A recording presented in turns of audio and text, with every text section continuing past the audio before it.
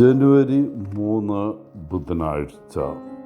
യോഹന്നാൻ 1:29 മുതൽ 34 വരെ വാക്യങ്ങൾ. വർഷങ്ങൾക്ക് മുമ്പ് സിവിലിയൻ വസ്ത്രത്തിൽ ഒരു മനുഷ്യൻ ഒരു കോർപ്പറലിനെ കടന്നുപോയി.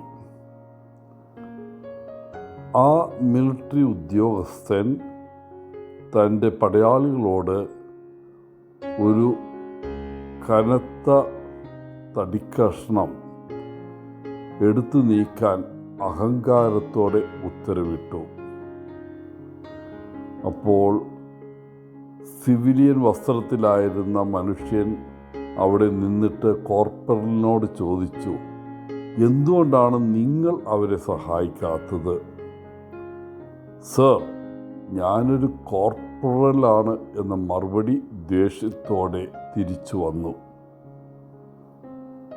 ക്ഷമാപണത്തോടെ അപരിചിതൻ തൻ്റെ കോട്ട് ഊരി മാറ്റി സൈനികരെ സഹായിക്കാൻ ഇറങ്ങി.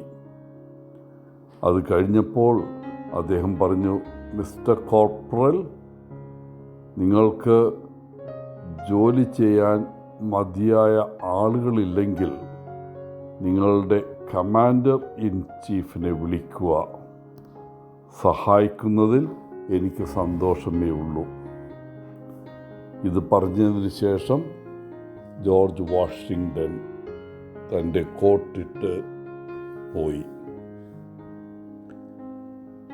ഇന്ന് യോഹന്നാൻ്റെ മുമ്പാകെ യേശു നിൽക്കുന്നത് നാം വായിച്ചു കേൾക്കുന്നു. അവൻ്റെ ചെരുപ്പിൻ്റെ വാറഴിക്കാൻ പോലും ഞാൻ യോഗ്യനല്ല എന്ന് യോഹന്നാൻ ആരെക്കുറിച്ച് പറഞ്ഞോ ആ ആളാണ് യോഹന്നാൻ്റെ മുമ്പിൽ. ആത്മാവ് ഒരു പ്രാവിനെപ്പോലെ സ്വർഗത്തിൽ നിന്ന് ഇറങ്ങി വരുന്നതും അവനിൽ നിൽക്കുന്നതും കാണുന്നതിൻ്റെ സാക്ഷ്യം ഇന്ന് നാം കേൾക്കുന്നു.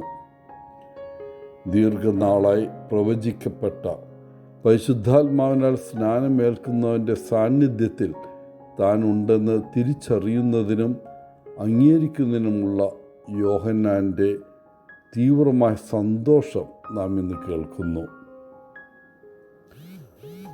സ്നാപയോഹന്നാൻ ജനിച്ചത് ഒരു പ്രത്യേക ദൗത്യവുമായിട്ടാണ്. മിശിഹായുടെ വഴിയൊരുക്കുക. യോഹന്നാൻ ഇതുവരെ മിശിഹായെ പരിചയപ്പെട്ടിരുന്നില്ലെങ്കിലും പരിശുദ്ധാത്മാവ് അവനിലൂടെ പ്രവർത്തിച്ചു. വിവേചന ബുദ്ധിയോടെ യേശുവിനെ തിരിച്ചറിയാനും യഥാർത്ഥത്തിൽ യേശു ദൈവപുത്രനാണെന്ന് സാക്ഷ്യപ്പെടുത്താനും അദ്ദേഹത്തിന് കഴിഞ്ഞു. തൻ്റെ പങ്കിനെക്കുറിച്ച് ബോധവാനായ സ്നാപയോഹന്നാൻ യേശു തന്നേക്കാൾ ഉയർന്ന സ്ഥാനത്താണെന്നും തനിക്ക് മുമ്പ് പോലും അവനുണ്ടായിരുന്നെന്നും ചൂണ്ടിക്കാണിക്കുന്നു. യേശുവിൻ്റെ ചെരുപ്പിൻ്റെ കെട്ടഴിക്കാൻ താൻ യോഗ്യനല്ലെന്നും അദ്ദേഹം അവകാശപ്പെട്ടു. മറ്റൊരു വിധത്തിൽ പറഞ്ഞാൽ, ആളുകൾ യേശുവിനെ ശ്രദ്ധിക്കണമെന്ന് അവൻ ആഗ്രഹിക്കുന്നു. യോഹന്നാൻ്റെ ഒരു വലിയ പാഠം ഇവിടെ നമുക്ക് കാണാം.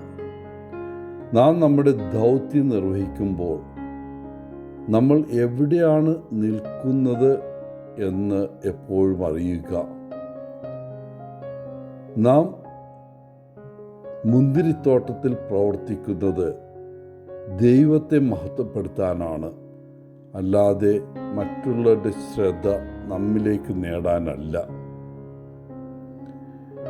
യോഹന്നാനെ പോലെ നമ്മുടെ ഇടയിൽ നിൽക്കുന്ന യേശുവിൻ്റെ സാന്നിധ്യം തിരിച്ചറിയേണ്ടതുണ്ട്. പരിശുദ്ധാത്മാവിൻ്റെ കൃപയിലൂടെയും മാർഗനിർദ്ദേശത്തിലൂടെയും മാത്രമേ നമുക്ക് ഇത് ചെയ്യാൻ കഴിയൂ. യോഹന്നാനെ പോലെ ദൈവത്തിൻ്റെ കുഞ്ഞാടായ യേശുവിൽ നമ്മുടെ ദൃഷ്ടികൾ പതിക്കാൻ നാം എപ്പോഴും ആളുകളോട് പറയേണ്ടതുണ്ട്.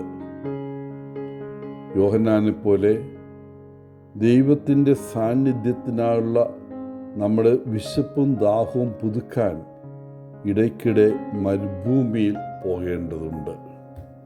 അതിലും പ്രധാനമായി നമ്മുടെ സ്വന്തം പാപങ്ങളിൽ നിന്ന് ആരംഭിക്കുന്ന ലോകത്തിൻ്റെ പാപങ്ങൾ നീക്കുന്ന ദൈവത്തിൻ്റെ കുഞ്ഞാട് യേശു ആണെന്ന് നമ്മെ എപ്പോഴും ഓർമ്മിപ്പിക്കാം.